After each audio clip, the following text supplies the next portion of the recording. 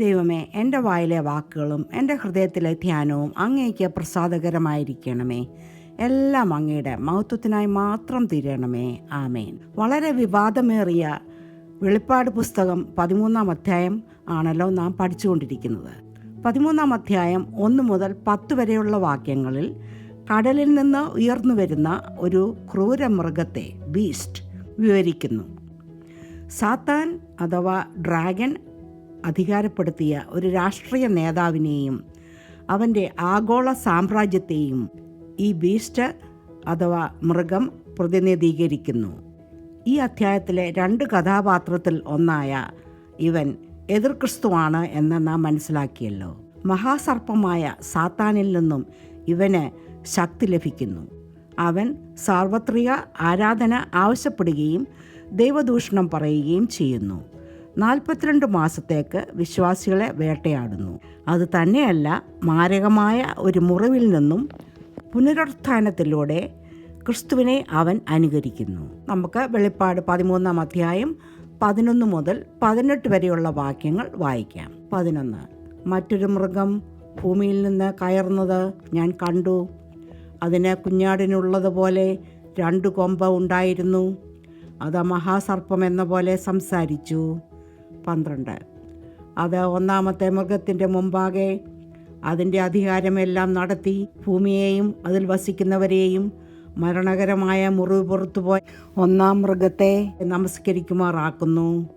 13. അത് മനുഷ്യർ കാണുകെ ആകാശത്തു നിന്ന് ഭൂമിയിലേക്ക് തീയിറക്കുമാറ് വലിയ അടയാളങ്ങൾ പ്രവർത്തിക്കുകയും മൃഗത്തിന് മുമ്പിൽ പ്രവർത്തിപ്പാൻ തനിക്ക് ബലം കിട്ടിയ അടയാളങ്ങളെ കൊണ്ട് ഭൂവാസികളെ തെറ്റിക്കുകയും വാളാൽ മുറിവേറ്റിട്ടും ജീവിച്ച മൃഗത്തിന് പ്രതിമയുണ്ടാക്കുവാൻ ഭൂവാസികളോട് പറയുകയും ചെയ്യുന്നു. 14, 15. മൃഗത്തിൻ്റെ പ്രതിമ സംസാരിക്കേണ്ടതിനും മൃഗത്തിൻ്റെ പ്രതിമയെ നമസ്കരിക്കാത്തവരെ ഒക്കെയും കൊല്ലിക്കേണ്ടതിന് മൃഗത്തിൻ്റെ പ്രതിമയ്ക്ക് ആത്മാവിനെ കൊടുപ്പാൻ അതിന് ബലം ലഭിച്ചു. 16. ഇത് ചെറിയവരും വലിയവരും സമ്പന്നന്മാരും ദരിദ്രന്മാരും സ്വതന്ത്രന്മാരും ദാസന്മാരുമായ എല്ലാവരും വലം കൈമേലോ നെറ്റിയിലോ മുദ്ര കിട്ടുമാറും. മൃഗത്തിൻ്റെ പേരോ പേരിൻ്റെ സംഖ്യയോ ആയ മുദ്ര ഉള്ളവനല്ലാതെ വാങ്ങുകയോ വിൽക്കുകയോ ചെയ്യുവാൻ വഹിയാതെയും ആക്കുന്നു. 18. ഇവിടെ ജ്ഞാനം കൊണ്ട് ആവശ്യം. ബുദ്ധിയുള്ളവൻ മൃഗത്തിൻ്റെ സംഖ്യ ഗണിക്കട്ടെ. അത് ഒരു മനുഷ്യൻ്റെ സംഖ്യ അത്രേ. അതിൻ്റെ സംഖ്യ 666. ആദ്യത്തെ മൃഗം സമുദ്രത്തിൽ നിന്നും അഥവാ ജാതികളിൽ നിന്നും ഭാഷകളിൽ നിന്നും കയറി വന്നപ്പോൾ ഇപ്പോൾ ഇതാ ഈ വാക്യത്തിൽ ഭൂമിയിൽ നിന്നും കയറുന്ന മറ്റൊരു മൃഗം. ഇവിടെ ഭൂമി എന്ന് പറഞ്ഞിരിക്കുന്നത് ചിലപ്പോൾ ഇസ്രയേൽ തന്നെ ആയിരിക്കാം. ഇവന് 2 കൊമ്പാണ് ഉള്ളത്. ഇവൻ മഹാസർപ്പമായ സാത്താനെ പോലെ സംസാരിക്കുന്നുവെന്ന് ഈ വാക്യത്തിൽ നാം വായിക്കുന്നു. ഇവിടെ ഭൂമിയിൽ നിന്നും കയറി വരുന്നു എന്ന് നാം വായിക്കുന്ന ഈ മൃഗം അന്ത്യകാലത്തെ മതനേതാവായ കള്ളപ്രവാചകനാണ്, ഫോൾസ് പ്രോഫറ്റ്. ഈ ഫോൾസ് പ്രോഫറ്റിന് കിട്ടിയിരിക്കുന്ന അധികാരങ്ങൾ എതിർ ക്രിസ്തുവിൽ നിന്നും കിട്ടിയതാണ്. ഈ കള്ളപ്രവാചകൻ ഭൂമിയിൽ വലിയ അടയാളങ്ങളും രോഗശാന്തിയും അത്ഭുതങ്ങളും സൃഷ്ടിക്കുന്നതായി നമുക്ക് 13-ാമത്തെ വാക്യത്തിൽ വായിക്കാം. 1 Kings chapter 18 36-39 നാം വായിക്കുമ്പോൾ എലിയ പ്രവാചകൻ സ്വർഗത്തിൽ നിന്നും തീ ഭൂമിയിലേക്ക് ഇറക്കി സാക്രിഫൈസസ് ദഹിപ്പിച്ചതുപോലെ ഈ കള്ളപ്രവാചകൻ ആകാശത്തു നിന്നും ഭൂമിയിലേക്ക് തീ ഇറക്കുന്നു. അത് തന്നെയല്ല, ഇവൻ ഭൂമിയിൽ വലിയ അടയാളങ്ങളും അത്ഭുതങ്ങളും സൃഷ്ടിക്കുന്നു. ഇവന് ശക്തിയും കഴിവുകളും കൊടുക്കുന്നത് സാത്താനാണ്. ഭൂലോകം മുഴുവൻ ഈ കള്ളപ്രവാചകന്റെ ചതിയിൽ പെട്ടുപോകുന്നു. ഈ കള്ളപ്രവാചകനെ കുറിച്ച് എഴുതിയിരിക്കുന്നത് നമുക്ക് 2 Thessalonians 2 9-10 വരെയുള്ള വാക്യങ്ങളിൽ വായിക്കാം. ഞാനത് വായിക്കുന്നു. അധർമ്മമൂർത്തിയുടെ പ്രത്യക്ഷത നശിച്ചു പോകുന്നവർക്ക് സാത്താൻ്റെ വ്യാപാര ശക്തിക്ക് ഒത്തവണ്ണം വ്യാജമായ സകല ശക്തിയോടും അടയാളങ്ങളോടും അത്ഭുതങ്ങളോടും അനീതിയുടെ സകല വഞ്ചനയോടും കൂടെ ആയിരിക്കും. അടുത്ത വാക്യം ശ്രദ്ധിക്കുക. എന്തുകൊണ്ടാണ് മനുഷ്യർ അവൻ്റെ ചതിയിൽ പെടുന്നത് എന്ന് നമുക്ക് മനസ്സിലാകും. അവർ രക്ഷിക്കപ്പെടുവാൻ തക്കവണ്ണം സത്യത്തെ സ്നേഹിച്ചു കൈക്കൊള്ളാഴുകയാൽ തന്നെ അങ്ങനെ ഭവിക്കും. കർത്താവായ യേശുക്രിസ്തുവിലൂടെ ഉള്ള രക്ഷയിൽ വിശ്വസിക്കാത്തവർ ഇവൻ്റെ ചതിയിൽ പെടും. വിശുദ്ധ യോഹന്നാൻ എഴുതിയ സുവിശേഷം 20 അധ്യായം 30 മുതൽ 31 മുതൽ ഉള്ള വാക്യങ്ങൾ നാം വായിക്കുമ്പോൾ യേശു കർത്താവ് അതിശയങ്ങൾ കാണിച്ചതിൻ്റെ കാരണം നമുക്ക് വായിക്കാം. അത് ഞാൻ വായിക്കുന്നു. ജോൺ 20:30-31. എന്നാൽ യേശു ദൈവപുത്രനായ ക്രിസ്തുവെന്ന് നിങ്ങൾ വിശ്വസിക്കേണ്ടതിന്, വിശ്വസിച്ച അവൻ്റെ നാമത്തിൽ നിങ്ങൾക്ക് ജീവനുണ്ടാകേണ്ടതിന് ഇത് എഴുതിയിരിക്കുന്നു. ഇവിടെ കുഞ്ഞാടിനെ അനുകരിച്ച് 2 കൊമ്പുള്ള ഈ മൃഗത്തെക്കുറിച്ച്, അതായത് ഫോൾസ് പ്രോഫറ്റിനെ കുറിച്ച് മത്തായി എഴുതിയ സുവിശേഷം 24 അധ്യായം 24 വാക്യത്തിൽ എഴുതിയിരിക്കുന്നത് നമുക്ക് ഒന്ന് വായിക്കാം. കള്ളക്രിസ്തുക്കളും കള്ളപ്രവാചകന്മാരും എഴുന്നേറ്റ് കഴിയുമെങ്കിൽ വൃതന്മാരെയും തെറ്റിപ്പാനായി വലിയ അടയാളങ്ങളും അത്ഭുതങ്ങളും കാണിക്കും. വീണ്ടും 2 ജോൺ 1:7 നാം ഇങ്ങനെ വായിക്കുന്നു. യേശുക്രിസ്തുവിനെ ജഡത്തിൽ വരുന്നവൻ എന്ന് സ്വീകരിക്കാത്ത വഞ്ചകന്മാർ പലരും ലോകത്തിലേക്ക് പുറപ്പെട്ടിരിക്കുന്നുവല്ലോ. വഞ്ചകനും എതിർ ക്രിസ്തുവും ഇങ്ങനെയുള്ളവൻ ആകുന്നു. ഇത് വളരെ ക്ലിയർ ആയിട്ട് റെവലേഷൻ 13:8 നമുക്ക് വായിക്കാം. അറക്കപ്പെട്ട കുഞ്ഞാടിൻ്റെ ജീവപുസ്തകത്തിൽ പേർ എഴുതിയിട്ടില്ലാത്ത ഭൂവാസികളൊക്കെയും അതിനെ നമസ്കരിക്കും.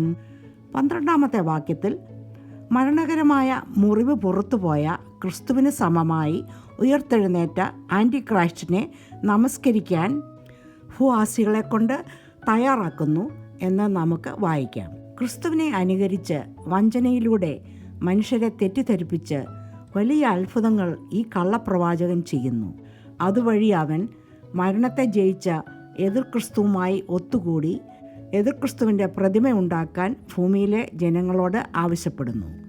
നാം ഇത് 13 വാക്യത്തിൽ വായിക്കുന്നു. 15 വാക്യത്തിൽ സാത്താൻ കൊടുക്കുന്ന ശക്തികൾ ഉപയോഗിച്ച് ഈ കള്ളപ്രവാചകൻ എതിർ ക്രിസ്തുവിൻ്റെ പ്രതിമയ്ക്ക് ജീവൻ കൊടുക്കുന്നതായും സംസാരിപ്പാനുള്ള കഴിവ് കൊടുക്കുന്നതായും നാം കാണുന്നു. ഈ അധ്യായത്തിൽ നാം പരിചയപ്പെടുന്ന 2ാമത്തെ കഥാപാത്രമാണ് ഈ കള്ളപ്രവാചകൻ. 21 നൂറ്റാണ്ടിൽ താമസിക്കുന്ന നമുക്ക് ആർട്ടിഫിഷ്യൽ ഇൻ്റലിജൻസ് വരെ സാധാരണ മനുഷ്യർക്ക് പോലും ഉപയോഗിക്കുവാൻ കഴിയുന്ന ഈ സമയത്ത് ഈ പ്രതിമയ്ക്ക് ജീവൻ കൊടുക്കുന്നതും സംസാരിപ്പിക്കുന്നതും ഒന്നും അത്ര അതിശയകരമായി തോന്നുന്നില്ലല്ലോ. പ്രൈം മിനിസ്റ്റർ നരേന്ദ്രമോദിയും ഇന്ദിരാഗാന്ധിയും ഒരേ പ്ലേറ്റിൽ ഭക്ഷണം ഷെയർ ചെയ്യുന്നതും, train rides of all the prime ministers of India on A train using artificial intelligence.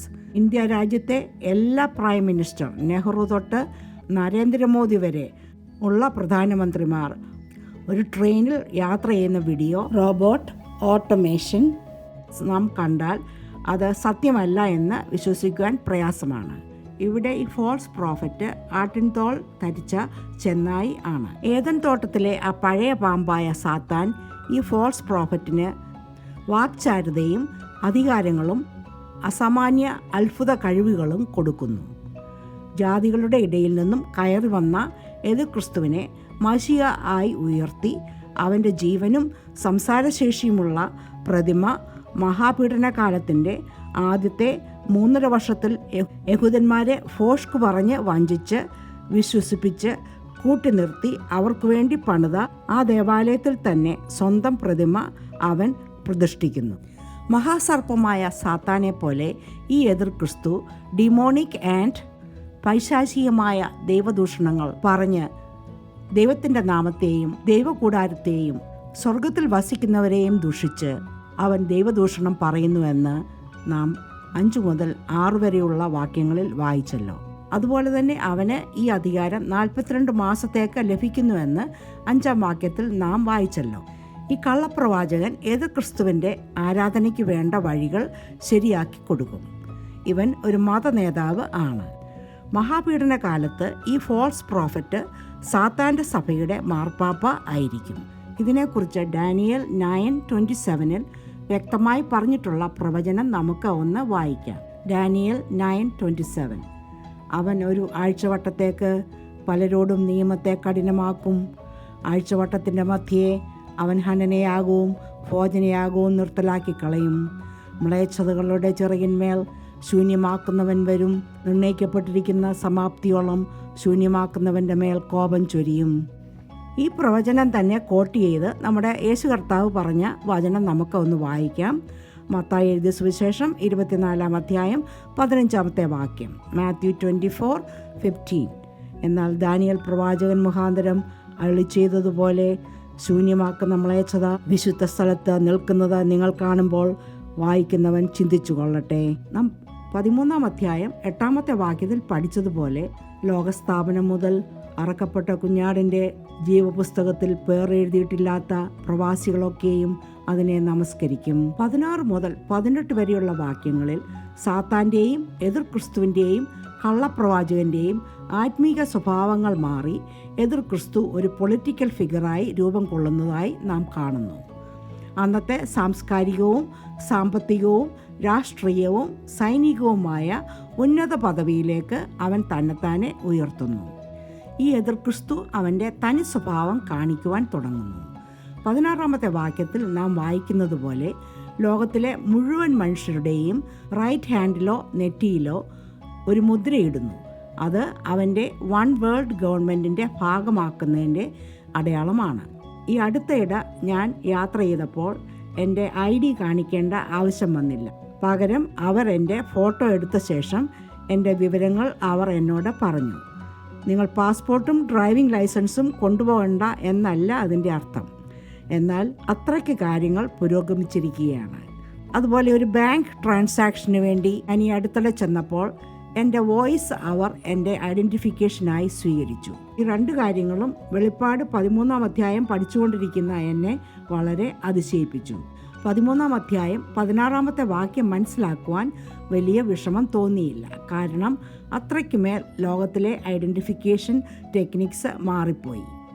Diabetic self pumps, implantable heart monitors എന്ന് വേണ്ട ഹാർട്ട് റിതം മോണിറ്റേഴ്സ് വരെ മനുഷ്യ ശരീരത്ത് ഇംപ്ലാന്റ് ചെയ്യുന്ന ഈ നൂറ്റാണ്ടിൽ കയ്യിലെ മുദ്രയോ നെറ്റിയിലെ മുദ്രയോ മനസ്സിലാക്കുവാൻ വലിയ പ്രയാസമില്ലല്ലോ. ഈ മുദ്ര ആൻറ്റി ക്രൈസ്റ്റിൻ്റെ രാജ്യത്തിലെ അംഗമായതിൻ്റെ മുദ്രയാണ്. ഈ മുദ്രയുള്ളവർ അവൻ്റെ വൺ വേൾഡ് വൺ ഗവൺമെൻറ് അംഗങ്ങളാണ്. ദൈവത്തെ ത്യജിക്കുന്നു, സാത്താനെ സ്വീകരിക്കുന്നു എന്നതിൻ്റെ ഒരു അടയാളമാണിത്. ആരെങ്കിലും അത് നിഷേധിച്ചാൽ അവരുടെ ജീവിതം അതികഷ്ടമാകും. അവർ അതിക്രൂരമായി കൊല്ലപ്പെട്ടേക്കാം. ഇത് നമുക്ക് 15 വാക്യത്തിൽ വായിക്കാം. മൃഗത്തിൻ്റെ പ്രതിമയെ നമസ്കരിക്കാത്തവരെയൊക്കെയും കൊല്ലേണ്ടതിന് എന്ന് നമുക്ക് അവിടെ വായിക്കാം.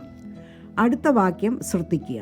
എതിർ ക്രിസ്തുവിൻ്റെ രാജ്യത്തിലെ മുദ്രയില്ലാത്തവർക്ക് യാതൊന്നും വാങ്ങാനും വിൽക്കുവാനും സാധിക്കുകയില്ല. സാത്താൻ അറക്കുവാനുള്ള മൃഗങ്ങൾക്ക് മുദ്രയിടുന്നത് പോലെ മനുഷ്യജാതിക്ക് അവൻ്റെ മുദ്ര ഇടുന്നു. മുദ്രയില്ലാത്തവർ അന്ന് ജീവിക്കുവാൻ വയ്യാത്ത ഒരു സാഹചര്യം ആകുന്നു. ഇത് സ്വീകരിക്കുന്നവർ യേശുക്രിസ്തുവിനെ തള്ളിപ്പറയുന്നവരാണ്. എന്നാൽ അത് സ്വീകരിച്ചില്ല എങ്കിൽ അവർ മരണത്യാഗം സ്വീകരിക്കുന്ന വിശ്വാസികളായി തീരേണ്ടി വരും. PAN card, Aadhaar card, social security card, vote registration card, passport, ration card ഇതെല്ലാം നമ്മെ ആൻറ്റി ക്രൈസ്റ്റിൻ്റെ മുദ്രകളിലേക്ക് വഴികാട്ടുന്നു. Debit card, bank card, ATM, cell ഇതൊക്കെയുള്ള നമ്മുടെ ആധുനിക കാലങ്ങൾ ഒരു ക്യാഷ്ലെസ് സൊസൈറ്റിയിലേക്കാണ് മുന്നേറുന്നത്. 18 വാക്യത്തിൽ എതിർ ക്രിസ്തുവിൻ്റെ സംഖ്യ നമുക്ക് വായിക്കാം. 666. ഈ സംഖ്യയുടെ ഊഹാപോഹങ്ങൾ നിർണയമില്ലാത്തതും ജിജ്ഞാസ ഉളവാക്കുന്നതും ആണ്. ചിലർ ഇതിനെ ചില വാക്കുകളുടെ സംഖ്യയായും മറ്റു ചിലർ പൊളിറ്റിക്കൽ ഫിഗേഴ്സ്, റിലീജിയസ് ലീഡേഴ്സ് എന്ന് വേണ്ട ഇതിൻ്റെ റിസർച്ച് നൂറ്റാണ്ടുകളായി നടന്നുകൊണ്ടിരിക്കുകയാണ്. 7 എന്ന് പറയുന്നത് ഒരു പെർഫെക്റ്റ് നമ്പറാണ്. 7 is A perfect number. 6 is 1 less than 7 and it is an imperfect number. അതുപോലെ ഐസയ 6:3 നാം വായിക്കുന്ന സൈന്യങ്ങളുടെ യഹോവയുടെ നമ്പർ ഒരു പെർഫെക്റ്റ് നമ്പറാണ്. പരിശുദ്ധൻ, പരിശുദ്ധൻ, പരിശുദ്ധൻ. എന്നാൽ വെളിപ്പാട് 13 അധ്യായം 18 വാക്യത്തിൽ നാം വായിക്കുന്ന എതിർ ക്രിസ്തുവിൻ്റെ നമ്പർ ഇംപെർഫെക്റ്റ് നമ്പറാണ്. 666. Unholy, unholy, unholy. നൂറ്റാണ്ടുകളായി വേദപണ്ഡിതന്മാർ തമ്മിൽ വിവാദങ്ങൾ ഉണ്ടാക്കുന്ന ഈ നമ്പർ ചർച്ച ചെയ്ത് സമയം പാഴാക്കി ആരാണ് ആൻറ്റി ക്രൈസ്റ്റ് അഥവാ എതിർ ക്രിസ്തു എന്ന് ചിന്തിച്ച് സമയം കളയേണ്ട ആവശ്യമില്ല. കാരണം അന്ത്യക്രിസ്തു ഇതുവരെ ലോകത്തിൽ പ്രത്യക്ഷപ്പെട്ടിട്ടില്ല. ആരായിരിക്കും എന്ന് ആർക്കും അറിയുകയുമില്ല. ദൈവം നമുക്ക് ദാനം ചെയ്ത ഈ ജീവിതം ദൈവാരാധനയിൽ ദൈവവചനം വായിച്ച് പഠിച്ച് തമ്മിൽ സ്നേഹവും കൂട്ടായ്മയും സമാധാനവും പാലിച്ച് ദൈവകൃപയിൽ ജീവിക്കുവാൻ നമുക്ക് നമ്മുടെ ജീവിതം സമർപ്പിക്കാം. ഈ 13-ാമത്തെ ചാപ്റ്ററിൽ നാം പഠിക്കുമ്പോൾ ചില സമയത്ത് നാം ചഞ്ചലപ്പെട്ടേക്കാം. ജീവിതത്തിൽ അതിശക്തമായ പ്രതികൂല സാഹചര്യങ്ങൾ ഉണ്ടാകുമ്പോൾ നാം എങ്ങനെ പ്രതികരിക്കുമെന്ന് നാം എപ്പോഴെങ്കിലും ചിന്തിച്ചിട്ടുണ്ടോ? ഒരു പക്ഷേ പിൻവാങ്ങുക എന്നത് അല്ലാതെ വേറെ ഒരു നിവൃത്തിയുമില്ല എന്ന് തോന്നിക്കുന്ന സാഹചര്യങ്ങളെ നാം അഭിമുഖീകരിച്ചേക്കാം. അല്ലെങ്കിൽ എങ്ങനെ മുമ്പോട്ട് പോകണമെന്ന് അറിയാതെ തളർന്നു പോയേക്കാം. നമ്മളിൽ എല്ലാവരെയും പോലെ പോരാട്ടങ്ങളുടെ സമയങ്ങൾ നാം അനുഭവിച്ചിട്ട് ഉണ്ടാകാം.